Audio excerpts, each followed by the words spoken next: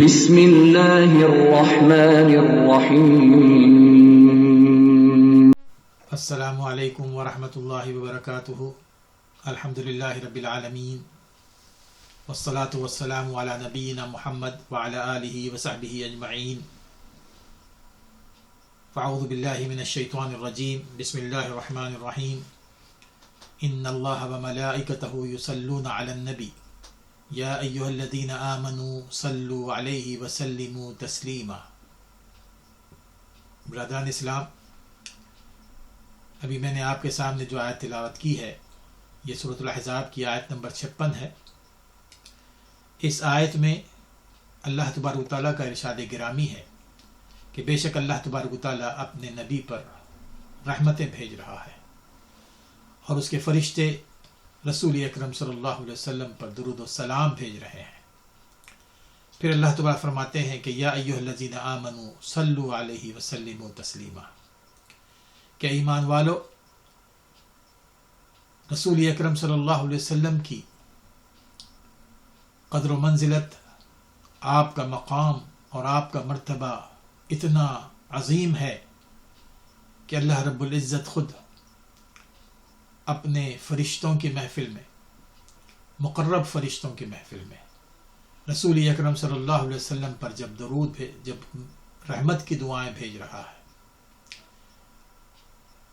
رسول اکرم صلی اللہ علیہ وسلم پر جب اپنی رحمتیں بھیج رہا ہے اور آپ کی تعریف بیان کر رہا ہے، اور اس کے فرشتے بھی رسول اکرم صلی اللہ علیہ وسلم پر درود بھیج رہے ہیں، تو تمہارے ایمان کا یہ تقاضا ہے، رسول اکرم صلی اللہ علیہ وسلم کے ساتھ تمہاری محبت کا یہ تقاضا ہے، رسول اکرم صلی اللہ علیہ وسلم کی سنتوں کے ساتھ تمہاری محبت کا یہ تقاضا ہے کہ تم بکثرت رسول اکرم صلی اللہ علیہ وسلم پر درود اور سلام بھیجا کرو۔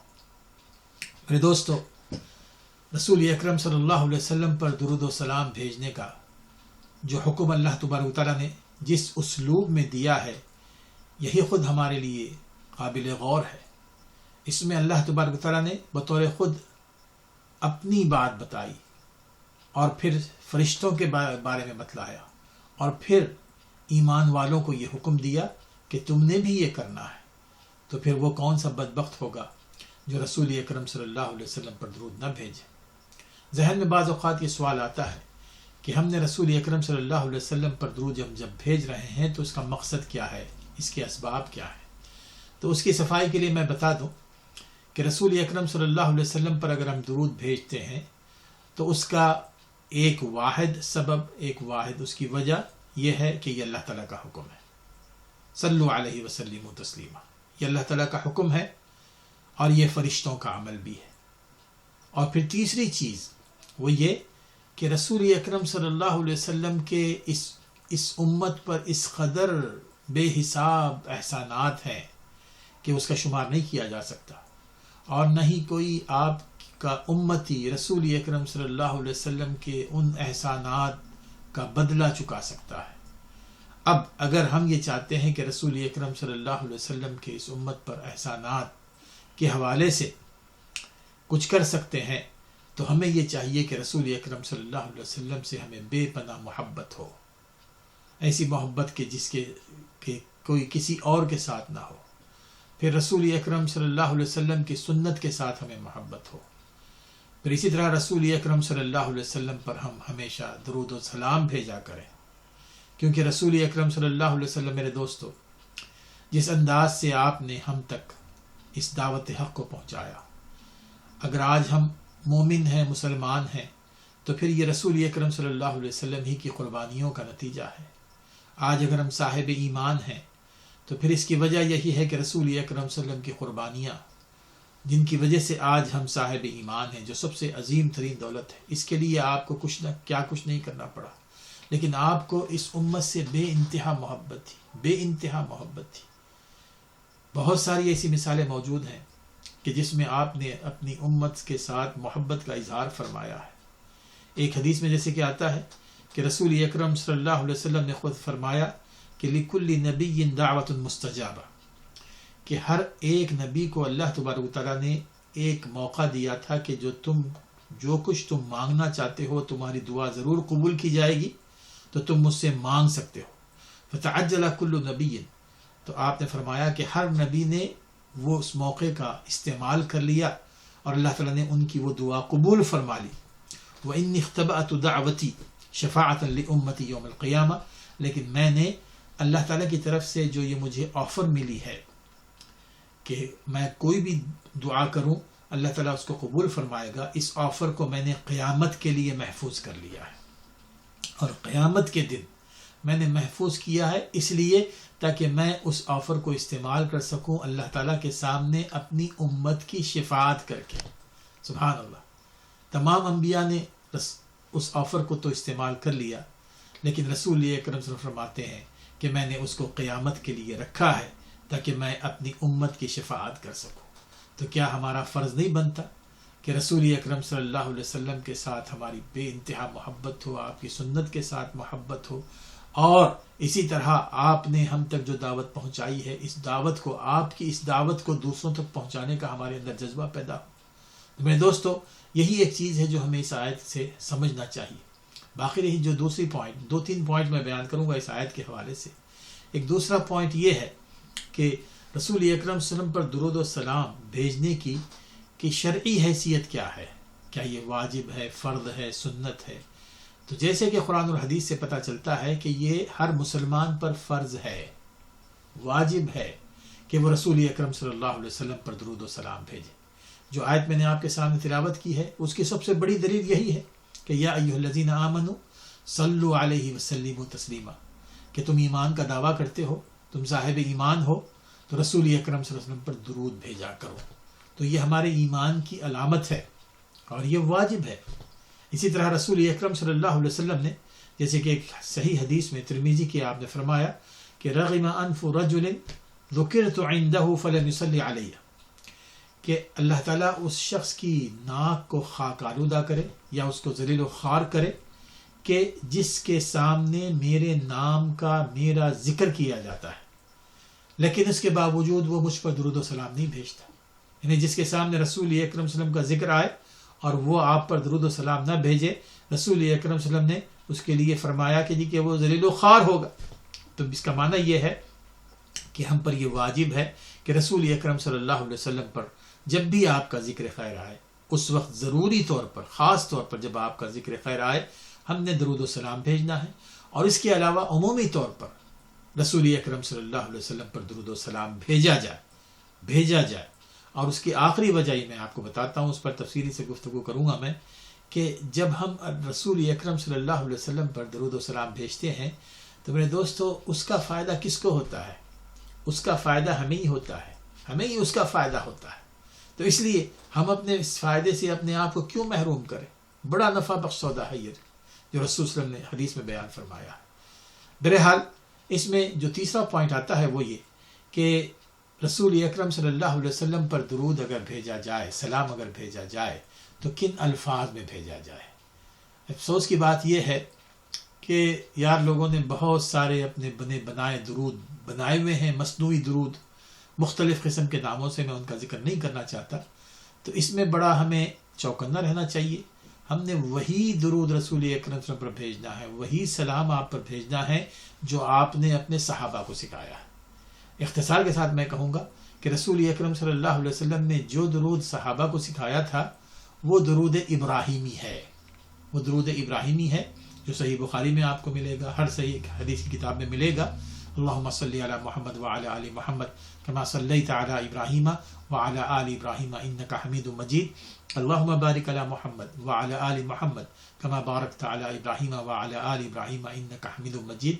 تو ہماری کوشش یہ ہونی چاہیے کہ یہی درود رسول اکرم صلی اللہ علیہ وسلم پر بھیجیں، اور یہی درود ہم نے اپنی نمازوں میں بھی پڑھنا ہے۔ یعنی جب آپ تشہد میں بیٹھتے ہیں، چاہے وہ پہلا تشہد ہو چاہے دوسرا تشہد ہو، دوسرے تشہد میں تو ہر صورت میں واجب ہے، اور ماشاءاللہ بعض علماء کا بلکہ اکثر علماء کا یہ خیال ہے کہ پہلے تشہد میں بھی یہ واجب ہے، اس لیے کہ عمومی طور پر حکم ہے۔ تو اس وقت بھی رسول اکرم صلی اللہ علیہ وسلم پر ہم جب درود بھیجیں تو یہی درود ابراہیمی بھیجیں۔ ہاں، نماز کے علاوہ دوسرے اوقات میں آپ اختصار کے ساتھ رسول اللہ پر درود بھیج سکتے ہیں مختصر الفاظ میں، جیسے صلی اللہ علیہ وسلم، اور اس قسم کے وہ الفاظ جس سے آپ پر درود اور سلام بھیجنے کا مقصد پورا ہو جائے، وہ الفاظ کا آپ استعمال کر سکتے ہیں اختصار کے ساتھ۔ لیکن وہ جو الفاظ آتے ہیں جو ہم تحیات میں پڑھتے ہیں، السلام علیکہ ایھا النبی، یہ پوائنٹ ذہن میں رکھیے کہ یہ جو الفاظ ہیں یہ صرف اور صرف ہم نماز میں استعمال کریں گے کہ السلام علیکہ ایھا النبی۔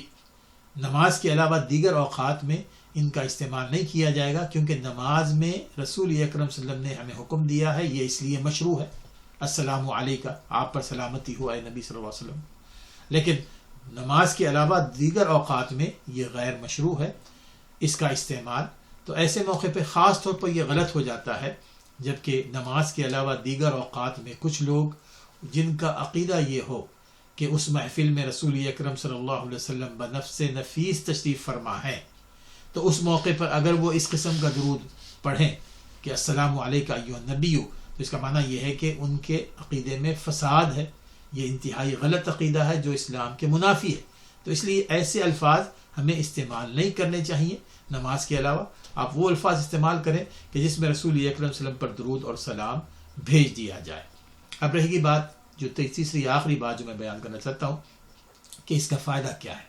میرے دوستو، اس کے بڑے فائدے ہیں، رسول اکرم صلی اللہ علیہ وسلم پر درود و سلام بھیجنے کے بے انتہا فائدے۔ ان میں سے جو سب سے بڑا فائدہ یہ ہے کہ جیسے کہ حضور فرماتے ہیں کہ من صلی علیہ صلاۃ صلی اللہ علیہ بہا عشرہ، کہ جو شخص ایک دفعہ مجھ پر درود بھیجتا ہے، جو شخص ایک دفعہ مجھ پر درود بھیجتا ہے، اللہ تعالیٰ اس پر 10 رحمتیں نازل فرماتے ہیں۔ آپ اندازہ کیجئے اگر ایک مسلمان کو اللہ تعالیٰ کی طرف سے ایک رحمت کا تحفہ بھی مل جائے تو اس کی زندگی سنور جاتی ہے، دنیا بھی سنور جاتی ہے، آخرت بھی سنور جاتی ہے۔ لیکن اگر اس کو 10 دفعے اللہ تعالیٰ اپنی رحمتیں بھیجتا ہے تو آپ اندازہ کر سکتے ہیں کہ اس کو کس قدر کامیابی حاصل ہو سکتی ہے۔ اور جو شخص ایک سے زائد دفعہ رسول صلی اللہ علیہ وسلم پر درود بھیجتا ہے اس کے لیے تو اور ہی سب کچھ مل سکتا ہے۔ یہ ایک فائدہ یہ ہے۔ دوسرا فائدہ یہ آپ نے حدیث میں بیان فرمایا کہ جو شخص، ہر کسی کے پاس رنج ہے، غم ہے، پریشانیاں ہیں، فکریں ہیں، اور اسی طرح گناہ بھی ہیں بہت سارے، تو آپ نے اس کو ختم کرنے کا ایک نسخہ یہ بیان فرمایا، جیسے کہ یہ صحیح حدیث میں آتا ہے کہ ابی بن کعب رضی اللہ تعالیٰ عنہ، مشہور صحابی، ایک دفعہ رسول اکرم صلی اللہ علیہ وسلم کے پاس آئے اور آپ سے فرمایا کہ میں اے اللہ کے وسلم جب بھی میں دعا کرتا ہوں تو آپ کے اوپر میں ضرور درود سلام بھیجتا ہوں، تو میرا یہ سوال یہ ہے کہ میں کتنا آپ کے اوپر درود و سلام بھیجوں؟ کیا 1/4 اپنی دعا کا حصہ آپ پر درود و سلام بھیجنے کے لیے وقف کر دوں؟ تو اس موقع پر رسول اکرم صلی اللہ علیہ وسلم نے فرمایا کہ ٹھیک ہے، فَإِن زِدْتَ فَهُوَ خَيْرٌ لَكَ، اگر اس میں اور زیادہ کر دو تو وہ تمہارے حق میں بہتر ہوگا۔ پھر انہوں نے کہا کہ نصف، آپ نے فرمایا کہ اس میں اور زیادہ کر دو تو یہ تمہارے حق میں بہتر ہوگا۔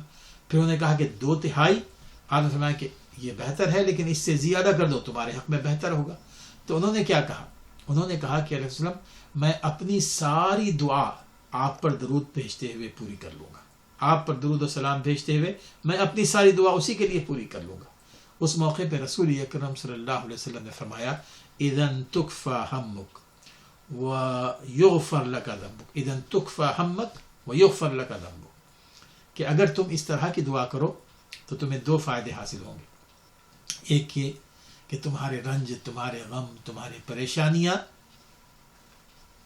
ساری کی ساری دور ہو جائیں گی، اور جو تمہارے پاس گناہ ہیں وہ گناہ اللہ تبارک و تعالیٰ تمہارے معاف فرمائے گا۔ ہمیں کیا چاہیے؟ ہماری پریشانیاں دور ہوں، ہمارے غم دور ہوں۔ ایسے کئی واقعات ہیں میرے دوستو، علماء سلف کے، موجودہ دور میں بھی ایسے کئی علماء ہیں کہ جنہوں نے اپنے غم اور اپنی مصیبتوں پریشانیوں پہ رسول اکرم صلی اللہ علیہ وسلم پر کثرت سے درود بھیجنا شروع کیا، اللہ تعالیٰ نے ان کے سارے مسائل حل کر دیے۔ آپ بھی اس کو آزما کر دیکھیے، جب بھی کوئی پریشانی ہو، جو فکر ہو، کوشش کیجیے کہ رسول اکرم صلی اللہ علیہ وسلم پر مسلسل درود بھیجتے رہیں، مسلسل درود بھیجتے رہیں۔ اللہ تعالیٰ ہمیں ان پریشانیوں سے نجات دے گا۔ اسی طرح ایک اور چیز وہ یہ ہے کہ اگر آپ چاہتے ہیں کہ اللہ تعالیٰ آپ کی دعائیں قبول فرمائے تو رسول اکرم صلی اللہ علیہ وسلم جیسے کہ فرمایا کہ ایک شخص کو آپ نے دیکھا کہ اس نے فوری طور پر ہاتھ اٹھا کر اللہ تعالیٰ سے کچھ مانگنا شروع کر دیا، تو آپ نے فرمایا کہ اس نے بڑی جلد بازی کی ہے۔ پھر آپ نے فرمایا کہ جب تم اللہ تعالیٰ سے کچھ مانگو تو سب سے پہلے اللہ تعالیٰ کی حمد و ثنا بیان کرو، پھر اس کے بعد رسول اکرم صلی اللہ علیہ وسلم پر درود و سلام بھیجو، پھر اس کے بعد جو تم مانگنا چاہو مانگو۔ بہرحال اس مختصر سے وقفے میں جو رسول اکرم صلی اللہ علیہ وسلم کے اوپر درود و سلام بھیجنے کی اہمیت ہے یقیناً آپ پر واضح ہو چکی ہوگی۔ بہرحال ہمیں اس کو بغور سننا چاہیے اور اس پر عمل کرنا چاہیے۔